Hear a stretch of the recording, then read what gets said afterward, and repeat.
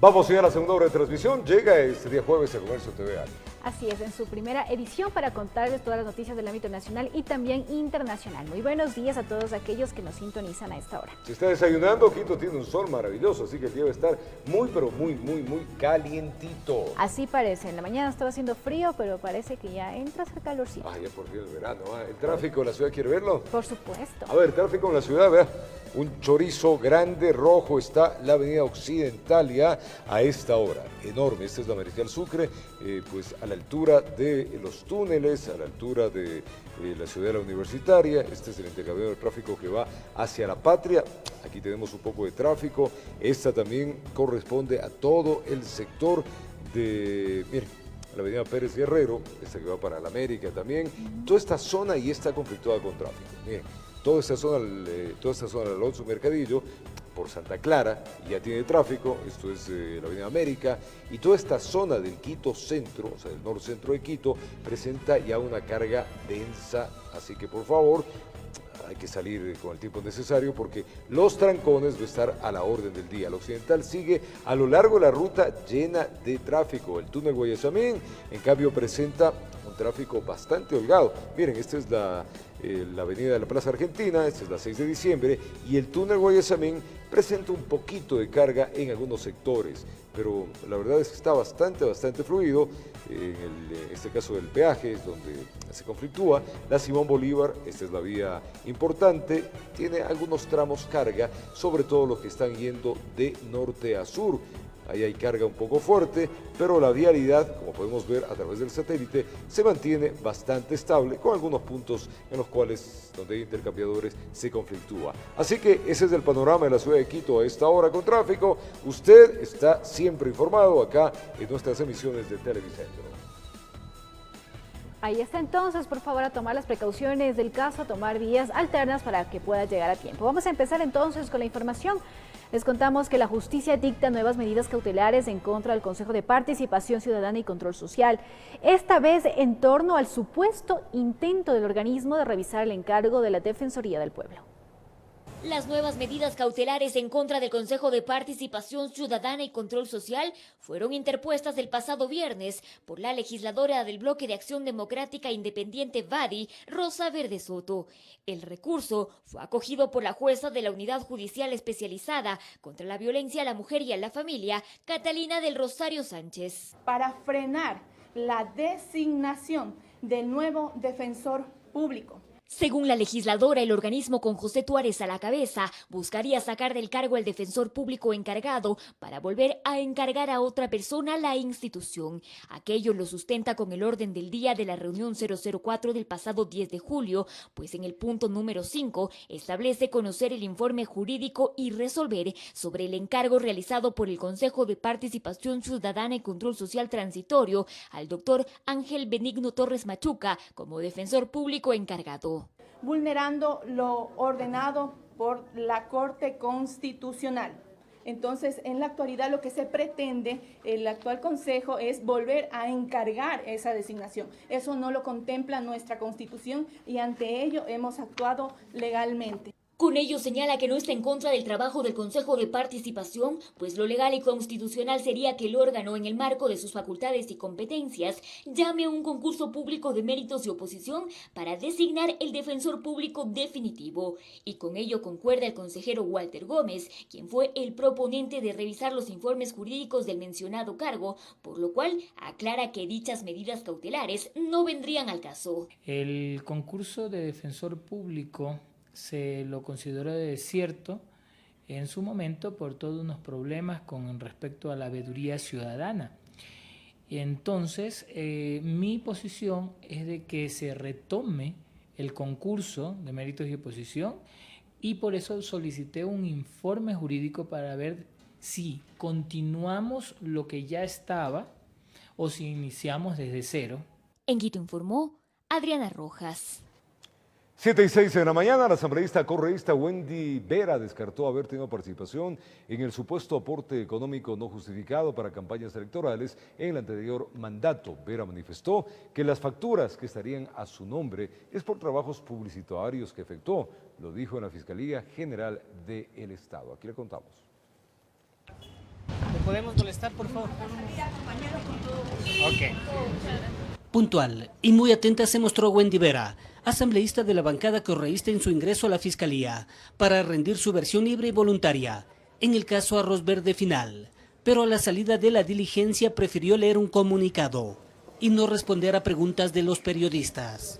He venido a rendir mi versión libre y voluntaria el día de hoy, pese a haber presentado ya un informe juramentado en donde manifestaba que mis actividades anteriores al año 2017, escúchese bien, año en que fui elegida asambleísta, se han ceñido única y estrictamente al ámbito privado. Jamás he sido funcionaria pública. Vera estaría señalada en la investigación por el supuesto cobro de dineros como parte de aportes publicitarios.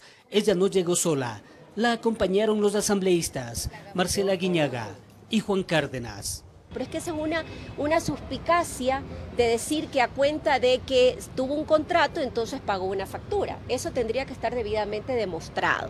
Y por otro lado, las empresas, siendo el sector privado, mientras su objeto del dinero es lícito, mientras no tienen lavado de activos, mientras no haya defraudación tributaria, pueden contratar, pagar cualquier servicio que ellos a bien tuvieran. Esperemos que investiguen, pero por favor, dennos a nosotros también, repito, la presunción de inocencia, que es una garantía para todos. Alonso Guerrero, quien se desempeñó como productor de las sabatinas, tras rendir su versión prefirió no dar mayores detalles. ¿Qué puedo tener yo que ver? Yo trabajo en mi campo y nada más. Quien brilló por la ausencia fue Ronnie Vallejo, exsecretario de Inteligencia en el gobierno de Rafael Correa. Investigación que pretende establecer supuestos aportes económicos no justificados en campañas electorales en el anterior régimen. Informó Héctor Romero. Y la transparencia como modo de vida fue uno de los temas abordados en los foros dentro del marco de la Cumbre Mundial del BID en Guayaquil. Según el secretario Anticorrupción Iván Granda, los principios de ética y buenas costumbres deben ser parte de las sociedades modernas. Petrocomercial, Odebrecht, diezmos y sobornos para financiar al movimiento de la otrora neopartidocracia. Son episodios que desde un foro del BID se busca sepultar en el patio trasero de la historia contemporánea. Qué pronto o qué tarde estamos frente a la recuperación de activos. Y claro, hemos recuperado 18.5 millones, poquísimo, frente a todo lo que se robaron. Así es. Pero quiero decirles que el presidente de la República y el gabinete tienen la voluntad política de poder lograr recuperar mucha más plata.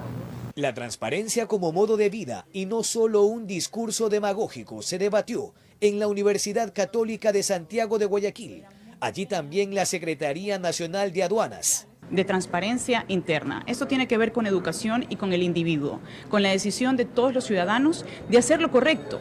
La transparencia no es mostrar, la transparencia es dejarse ver, ser coherente en todos los ámbitos de la vida. La idea es calar en las nuevas generaciones, según los funcionarios, que los principios deontológicos sean cimientos. Cuando roban 1.500 millones de dólares en una refinería, primero no imaginamos esa cantidad de plata, no lo tangibilizamos, porque nunca vamos a ver esa cantidad de dinero junta. Se hubiera pagado a todos los jubilados de este país, a todos. Aquellos que dieron su vida. La tarde de este miércoles concluyó la Cumbre Mundial del BID y BID Invest en Guayaquil. Este jueves continuarán los foros paralelos sobre política fiscal con el fin de apuntalar la inversión social, informó Jorge Escobar. Vamos a contarles ahora que América Latina y el Caribe tendrán una reducción en su crecimiento económico debido a las tensiones comerciales entre mercados más grandes del mundo. Ante este panorama, el jefe del Banco Interamericano de Desarrollo, Eric Parrado, aseguró que los gobiernos deben impulsar reformas fiscales e incentivos para nuevas inversiones. Le contamos. El duelo comercial entre Washington y Beijing, así como la disminución del precio de los activos, han encendido las alertas en las economías de América Latina y el Caribe, según la mirada del BID. En marzo teníamos una tasa de crecimiento para la región de 1,4% y hoy día estamos hablando de una proyección para el 2019 de 1,1%. Cree que hay otra vertiente asociada al balance fiscal negativo en no pocas naciones.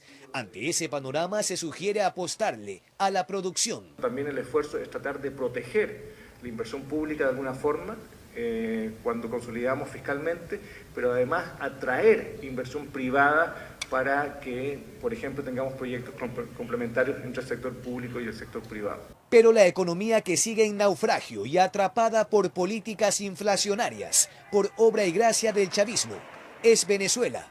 Al margen de las negociaciones en Barbados, el ministro de Finanzas del presidente Juan Guaidó precisó cifras abismales. El Producto Interno Bruto de Venezuela este año va a haber caído 62%. Eso es 10 veces más grande que la peor recesión que vivió Ecuador.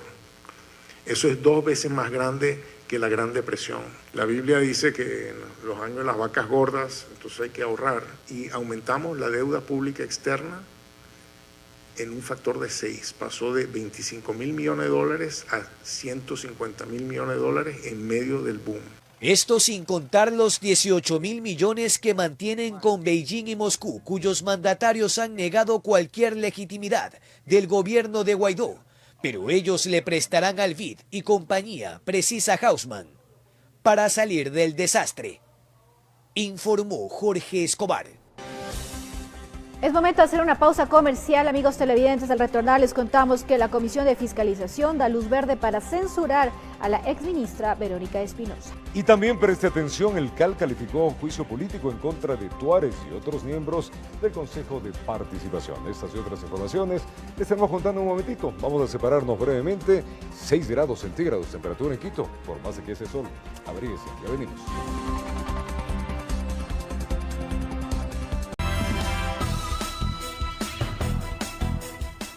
Continuamos con más información. La Comisión de Fiscalización dio luz verde para el juicio político contra la exministra de Salud, Verónica Espinosa. Ahora deberá el Pleno decidir la censura de la exfuncionaria a quien se le acusa de incumplimiento de funciones. Un posible juicio político en contra de la exministra de Salud Verónica Espinosa aún es incierto en la Asamblea Nacional, pese a que este miércoles se vencía el plazo para que la Comisión de Fiscalización apruebe o no el informe para que el proceso de censura pase al Pleno del Legislativo. Sin embargo, la sesión que se tenía prevista para las 10 de la mañana arrancó con pocos legisladores y con 1 hora de retraso. Lo que tenemos hoy es ya la valoración de las pruebas. En ese sentido son 70 páginas adicionales. Aspiramos poder terminar el día de hoy, sin embargo la presidenta podría solicitar 5 días adicionales en el caso de que se los necesitara, esto es hasta el próximo lunes. Y es que al parecer el tema ha marcado una evidente división dentro de la comisión. Por un lado están quienes aseguran que existirían las suficientes pruebas para demostrar un supuesto incumplimiento de funciones en el control del Sistema Nacional de Salud Pública por parte de Espinosa, lo que debería llevarla a juicio político. El AXA no es un ministerio de salud pública, es una entidad parte del ministerio y por lo tanto la responsabilidad política está de todo lo que ocurrió.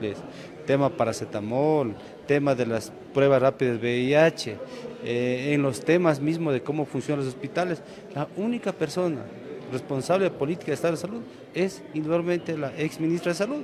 Y por el otro están quienes sostienen que no existirían suficientes pruebas para buscar la censura de la exfuncionaria. La responsabilidad no es de la ministra da es política pública, normativa sobre esto, pero la responsabilidad la cae en los hospitales que compraron ellos. Frente a ello, desde ya se generan varias reacciones. Significa querer dejar una vez más en la impunidad. Y si es que por alguna razón los asambleístas de la línea de gobierno votaren de forma distinta, muy a pesar de las evidencias, yo presentaré un informe de minoría al Pleno para que se conozca aquello que debió motivar la censura de Verónica Espinosa. En Quito informó Adriana Rojas. Es tiempo de contarles que el Consejo de Administración Legislativa, el CAL, calificó y admitió trámite de 2 de los 3 pedidos de juicio político en contra del presidente del Consejo de Participación Ciudadana, José Tuárez, y otros 3 consejeros de esa institución. Se prevé que máximo este día jueves la Comisión de Fiscalización sea notificada. Veamos. La primera solicitud de juicio político que el CAL aprobó y admitió a trámite fue la presentada por el legislador Fabricio Villamar. Su pedido busca la censura y destitución del presidente del Consejo de Participación Ciudadana y Control Social, José Tuárez. Lo importante es que tienen que tener un tratamiento diferenciado en tanto las firmas que acompañan a cada uno de los procesos los individualiza. Que en el tratamiento la comisión de fiscalización pueda hacer un solo ejercicio de tratamiento y que en la decisión se tomen decisiones separadas, creo que es lo que corresponde. Este órgano legislativo calificó y admitió a trámite otro de los pedidos de juicio político en contra de los consejeros del Consejo de Participación Ciudadana y Control Social, Walter Gómez, Victoria de Sintonio, Rosa Chalá y también de José Tuárez. Este fue presentado por la denominada coalición, conformada por varias bancadas legislativas. Y lo hizo en mérito a que cumplía los 3 requisitos básicos, que son: 1, el número de firmas suficientes; 2, la autenticidad de las mismas; y la tercera, el anuncio de la totalidad de la prueba. El tercer pedido de juicio político que todavía no califica el CAL es el presentado por el presidente de la Comisión de Participación Ciudadana de la Asamblea Nacional, Raúl Tello. Este es en contra de José Tuárez y Walter Gómez. Pero él fue ingresado el día de ayer a las 5:30 de la tarde, lo cual hacía bastante complicado que la unidad técnica legislativa en cuestión de horas, es decir, solamente hoy trabaja en el informe, pueda tener este acceso. En este sentido, lo que se espera es que en la próxima reunión del CAL se aborde esta solicitud de juicio político. Y lo que haríamos nosotros es, en el caso que cumpla con los requisitos, calificarlo y enviar de manera inmediata a la Comisión de Fiscalización para que ellos lo incluyan como un tercer pedido. Varias posiciones coinciden que las diferentes solicitudes de juicio político podrían ser unificadas para su tratamiento. En lo personal me parece interesante unificarlos a fin de que la ciudadanía pueda comprender todo el problema en el cual nos ha metido el Consejo de Participación al tomar decisiones equivocadas en un solo acto jurídico que en su momento deberá desarrollarse abajo en el plenario. Con todo esto, al interior de la legislatura existiría la predisposición de definir la situación política de los 4 miembros del Consejo de Participación Ciudadana y Control Social hasta antes del 12 de agosto, fecha que inicia el receso legislativo. Informó Javier Rosero. Y las revelaciones de la supuesta injerencia de Julian Assange en las elecciones presidenciales de Estados Unidos en 2016 podrían acarrearle nuevos cargos penales, pero también podría desencadenar en un proceso judicial en contra del expresidente Rafael Correa, quien admitió conocer de la supuesta intervención del fundador de Wikileaks desde la Embajada de Ecuador en Londres. Han pasado un poco más de 48 horas desde que se hizo pública la investigación periodística que revela cómo Assange habría transformado la Embajada de Ecuador en un centro de operaciones para interferir en las elecciones de 2016 en Estados Unidos. Y las repercusiones que esta pieza informativa llegue a tener son insospechadas, pero sin dudas es relevante para el proceso de investigación que lleva el Congreso de Estados Unidos en contra del presidente Trump y la supuesta injerencia rusa. Esto podría desencadenar en un juicio político, así lo explica Arturo Torres, uno de los periodistas que colaboró con el reportaje. Este tema marca la política internacional porque involucra a 3 estados, en este caso a Estados Unidos, a Gran Bretaña, a Ecuador y claro a Rusia. Entonces hablamos de 3 potencias, ¿no es cierto? Y de Ecuador en el medio de esta trama internacional de espionaje y de hackeo y de manejo de información desde una embajada. En Estados Unidos la sospecha de la ayuda de Rusia para el triunfo de Trump no era un secreto, pero sí el cómo se llevó a cabo esto. Ahora existiría más claridad al respecto y todos los dedos apuntan a Wikileaks y a Julian Assange. Nosotros cuando hacemos esta reportería cruzamos muchas fuentes. Una de esas fuentes son los reportes, cientos de informes que hizo la empresa contratada por el gobierno ecuatoriano para hacer ese trabajo, para informar. Y obviamente la interferencia en las elecciones, el gobierno supo y por eso le cortó el internet.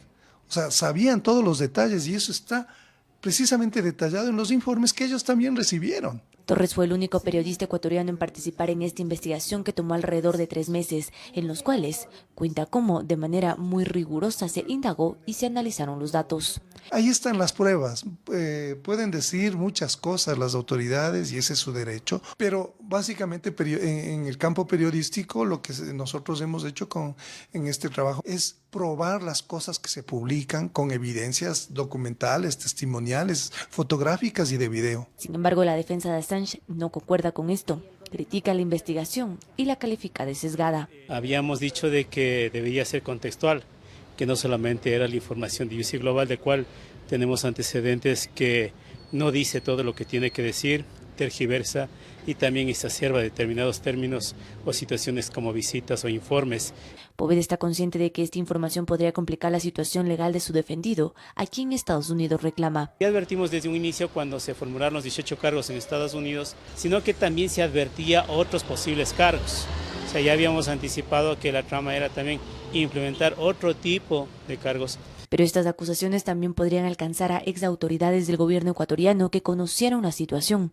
Una de ellas, el expresidente Correa, quien ya admitió que supo de las actividades de Assange. Mientras tanto, en Ecuador, aún no existe un pronunciamiento sobre si se investigará al presunto mal uso dado a la sede diplomática y a la responsabilidad que habrían tenido ciertas autoridades del régimen pasado. Informó Carolina Basante.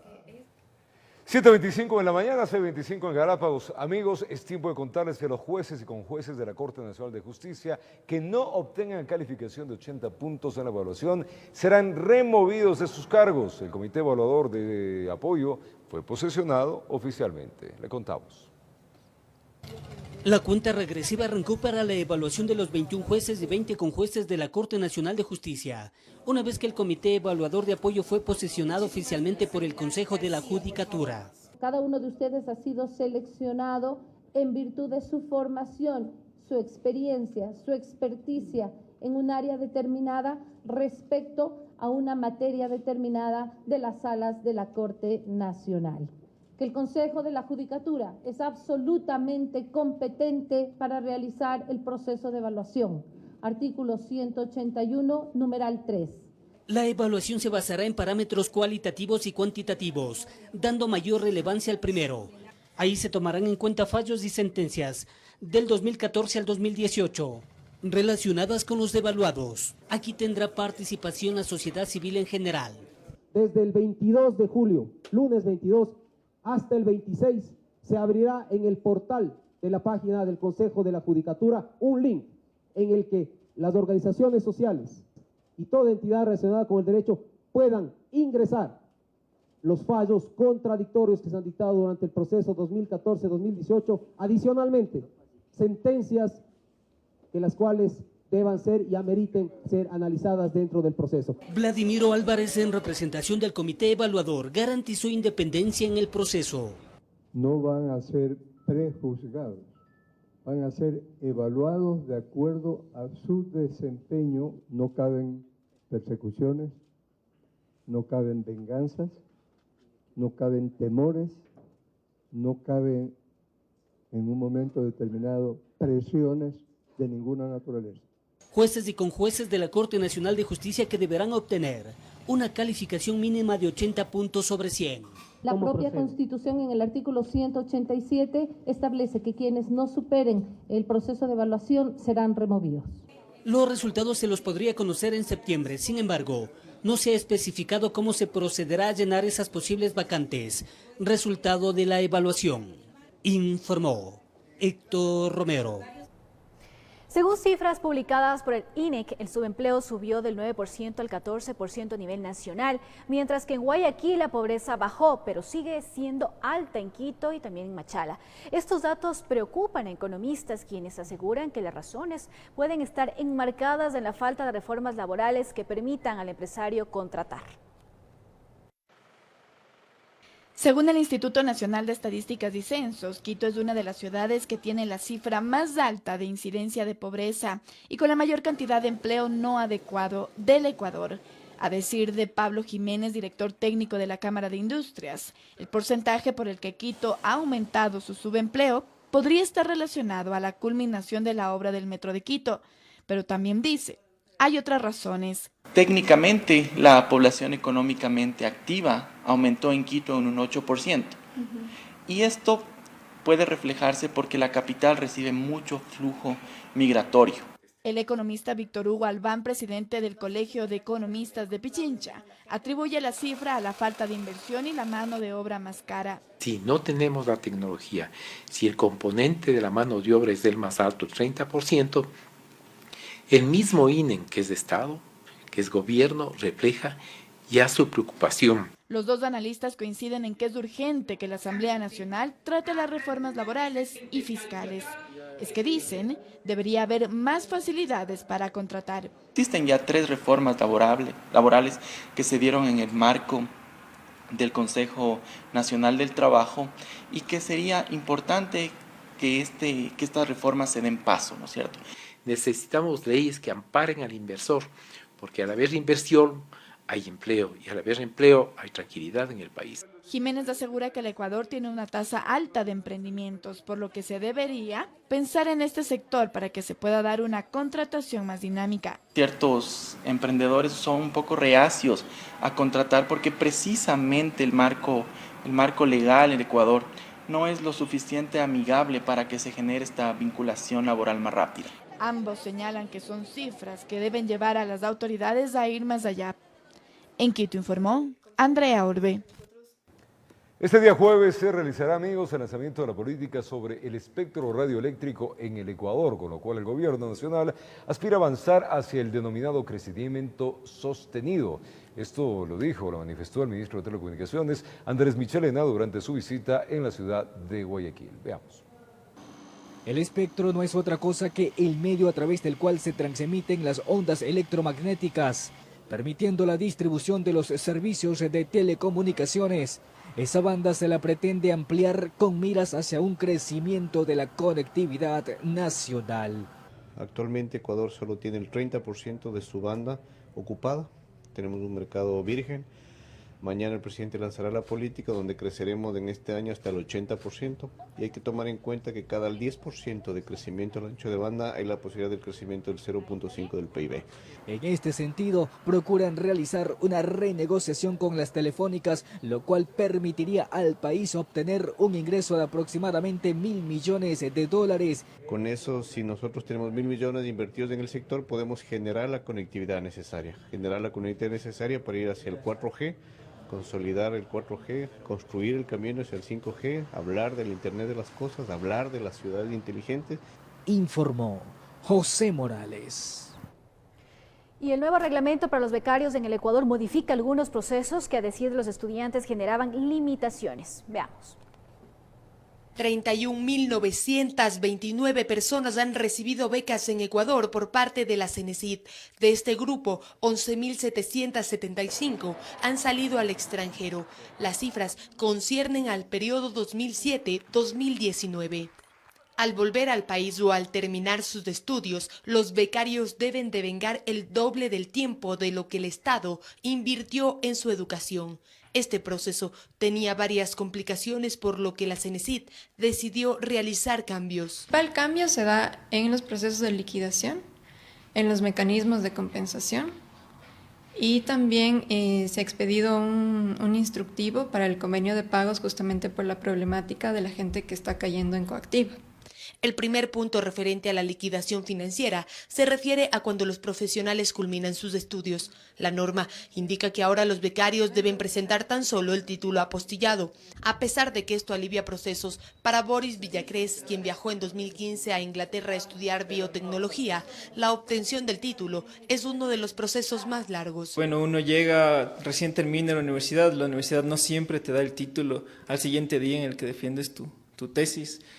Y ya se te acaba el tiempo para regresar a Ecuador. Entonces el problema es que llegas, te toca esperar a que la universidad te envíe el título. Otra de las modificaciones aplicadas por la CENESID es que el tiempo de compensación pueda ser devuelto en un 40% en el extranjero. Me parece una muy buena oportunidad, porque en muchos casos personas consiguen trabajos de allá y les toca dejar, o hay estudiantes que son muy buenos realmente y les ofrecen quedarse allá. Sí, conozco amigos, a mí también me ofrecieron un trabajo allá, y ya no pude quedarme porque toca venir a devengar la beca. A esto se suman otras opciones. Hacer una relación de dependencia o trabajar de manera independiente. Se puede compensar con publicaciones académicas, con emprendimientos, proyectos de innovación. En cuanto a las personas que no culminaron sus estudios, también tienen nuevas alternativas, obteniendo 6 meses para cumplir con sus obligaciones. Algunos becarios deben restituir el valor total de la beca y caemos en estos problemas de que son montos de $150.000, por ejemplo, que obviamente una persona no puede pagar en un solo desembolso. Entonces se generan estas condiciones que son beneficiosas para que las personas puedan cubrir y devolver la plata al Estado.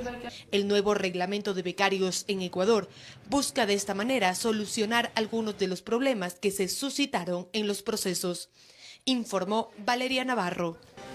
Vamos a separarnos brevemente a las 7:34, contarles que la movilización en Quito de taxistas se dieron agresiones entre conductores. Además, el pastor fue sentenciado a 25 años de prisión por secuestro y muerte de Juliana Campoverde. Ya regresamos.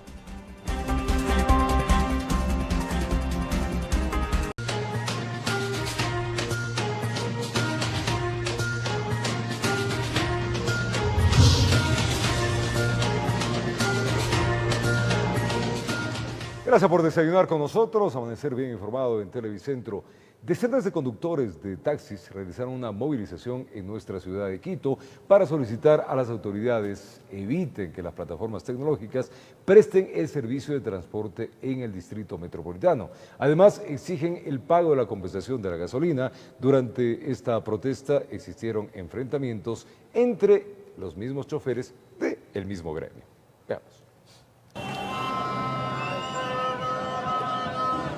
Estas son algunas de las agresiones efectuadas por aquellos conductores, quienes al parecer no aceptaban que varios de sus compañeros no se sumaran a la convocada movilización pacífica. Los manifestantes obstaculizaban el paso de las unidades para luego bajar a los pasajeros y finalmente ponchar las llantas de los vehículos. Por momentos incluso era necesaria la intervención policial para controlar la protesta. La marcha del señor taxista ecuatoriano es pacífica.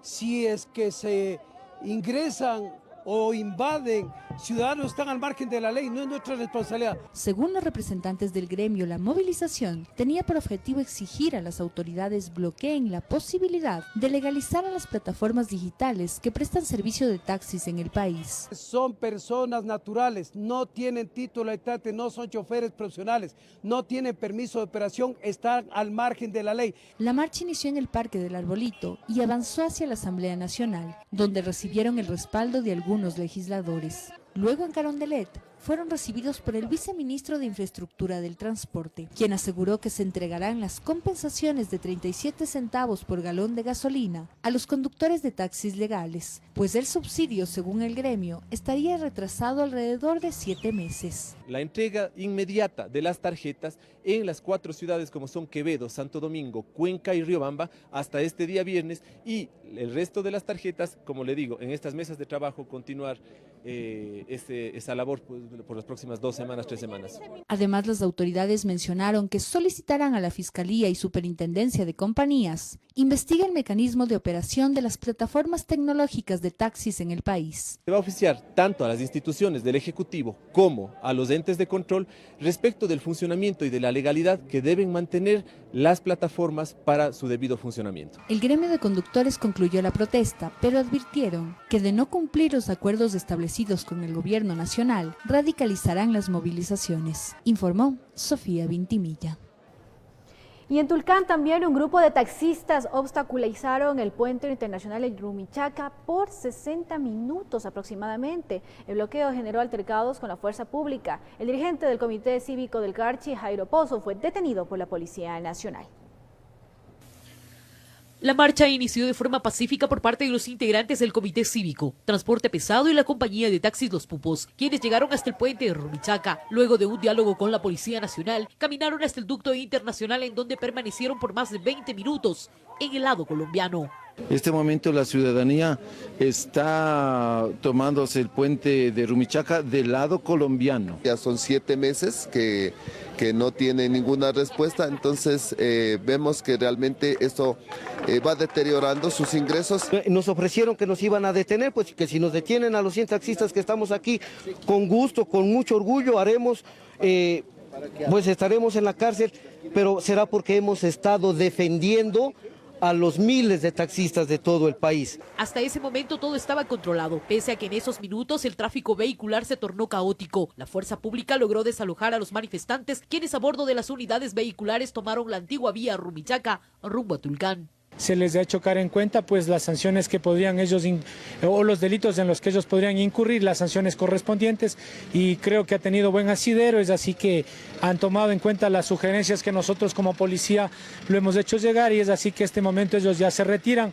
Así también pues entiendo yo que el señor gobernador de acá del Carchi los está esperando. En este punto los ánimos se exasperaron. Entre el altercado se produjo la detención del presidente del Comité Cívico, Jairo Pozo, por supuestamente liderar la caravana, situación que fue rechazada por los dirigentes del taxismo, quienes solicitaron la inmediata liberación. El gobernador ha manifestado de que va a hacer las investigaciones debidas, a que él va a solicitar el informe correspondiente a las autoridades de cómo se dieron los antecedentes de la detención de Jairo. Pero como digo, aspiramos como ciudadanos, como amigos de Jairo, de que ojalá en los próximos minutos lo tengamos ya con libertad. La jornada finalizó con un plantón frente a la gobernación del Carchi y una reunión entre dirigentes del taxismo con la primera autoridad de la provincia. Con imágenes de José Cedeño, desde Tulcán, informa Miriam Enríquez. 7:43 de la mañana, 25 años de prisión, $100,000 como reparación económica, y el cierre de la iglesia fue la sentencia que dictó el Tribunal de Garantías Penales al pastor que fue acusado de secuestro extorsivo, con el resultado de la muerte de Juliana Campoverde, esta joven desaparecida en el año 2012. Veamos. El Tribunal de Garantías Penales sentenció a 25 años de cárcel al pastor acusado por el delito de secuestro extorsivo con resultado de muerte de Juliana Campoverde. Los jueces en la resolución oral de forma unánime han manifestado que la prueba indiciaria fue concordante, unívoca, directa y múltiple. 7 años, 10 días para que se tome justicia. Además, la jueza que llevó el caso dispuso $100,000 como reparación integral económica a los familiares. Así también ordenó el cierre de la iglesia donde fungía como pastor. Se solicitó también que se oficie tanto a la Fiscalía General del Estado, así como a la Policía Nacional, para que en las investigaciones que se plantean de este tipo de delitos exista también un enfoque de género y derechos humanos, a fin de que los operadores de justicia y los agentes investigadores pues puedan actuar en las investigaciones sin prejuicios y de forma diligente. A pesar de dicha sentencia, el tribunal no aprobó la solicitud de continuación de la búsqueda del cuerpo de Juliana Campoverde. La esperanza era que algún momento nos diga dónde la tenía o que nos la devuelva con vida. Lástima que al momento nos han dicho que Juliana está muerta. Tras el veredicto, los asistentes intentaron golpear al pastor sentenciado, quien durante el proceso se acogió a su derecho al silencio. Ahí, de pie, seguiremos hasta que nos diga de una vez por todas dónde la tiene. Seguramente hay algún temor de no decirnos, porque le tocará involucrar a otras personas más. En medio de lágrimas y con una alegría a medias, los familiares de Juliana Campoverde mencionaron que no descansarán hasta encontrar el cuerpo de su ser querido. Duele no tener a mi hija. Yo exigía que me devuelvan a mi hija. O sea, nada nos va a quitar el vacío que ella dejó. Recordemos que la joven Juliana Campoverde desapareció el 7 de julio del 2012 en el sector de la Biloxi, al sur de Quito. Me arrancaron mi vida, nos arrancaron la vida. Informó Patricia Aldaz.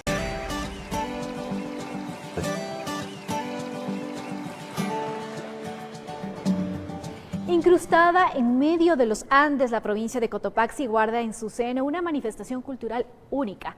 Aquí tradiciones y representaciones se transmiten de generación en generación. Conozcamos más en la siguiente nota. Rodeada de montañas, nevados y lagunas, en medio de los Andes ecuatorianos está la provincia de Cotopaxi, lugar donde las tradiciones se mantienen vivas gracias a sus habitantes. Yo diría que todo el cotopaxense se siente orgulloso de su provincia, manteniendo sus propias particularidades identitarias que le dan, yo creo, una riqueza mayor porque es la diversidad dentro de la unidad.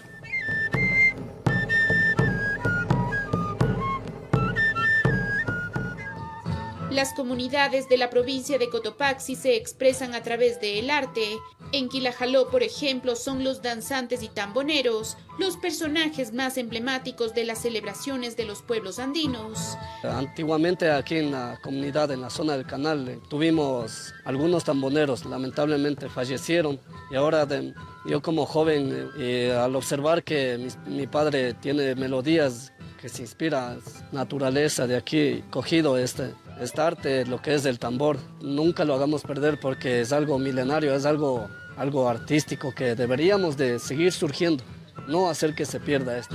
Por otra parte, la comunidad de Tigua, parroquia de Zumbagua, es reconocida por el arte de la pintura. Aquí las tradiciones de las comunidades indígenas se representan a través de los colores intensos y las figuras talladas a mano por artesanos que continúan con la tradición de sus abuelos. Nadie a nosotros nos han indicado, hasta incluso eso le digo aquí, comparto esa experiencia a mis alumnos. Cuando sabíamos ir a pintar por ahí, hasta incluso criticaba a mi padre, pues, ¿qué hace usted? Tú tienes que ir a trabajar con asadón, con esta máscara, ¿qué vas a hacer? Pero gracias a Dios, entonces hoy, por ejemplo, en hogar, casi mayoría somos artesanos. Expresiones artísticas andinas que solo las podremos encontrar en la provincia de Cotopaxi, donde todos son bienvenidos, informó Carolina Cuenca.